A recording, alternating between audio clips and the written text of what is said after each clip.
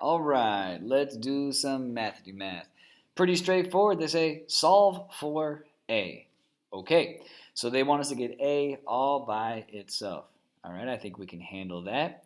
The key to this question, like most math questions, is to try to just tell the story and then translate it into math. So when we look at this, it says C equals A plus B plus D. We're trying to get A all by itself. So A wants to be all alone. It wants to be all alone, but it can't be all alone because B and D are just hanging around. Well, what are B and doing while they hang around? Well, B is just adding plus B, and then D is also adding. So we want to do the opposite, and that's how we get rid of them. So I'm going to do this step by step to make it super clear.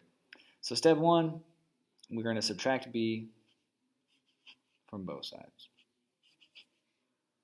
Okay, when we do that, you're going to get C minus B equals A plus D, right? Because B minus B is 0, goes away.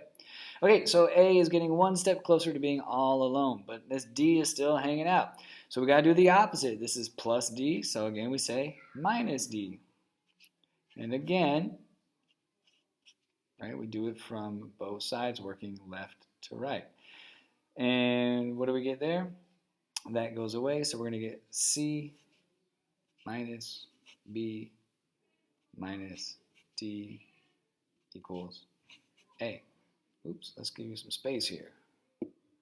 All right, and so at this point you are done. There's a couple things I think you should think about when you rewrite this answer, okay?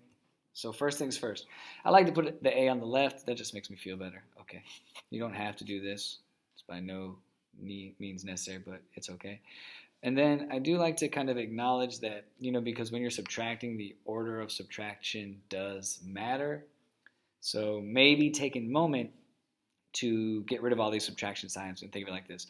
This is A is the same as C plus a negative B plus a negative D, because subtraction is the same thing as adding a negative, but this time we have plus signs in between, and so then you can't get the order of the terms wrong. So everything should work out just fine. And let's put a box around that because that's a good looking answer. We did good work. All right, good job. As always, don't forget to subscribe if you want to be notified when I make more practice problems for you. And if there's a skill you need to practice or a type of problem you want, please just leave a comment below, and I'm going to do my best to make that for you. All right, thanks.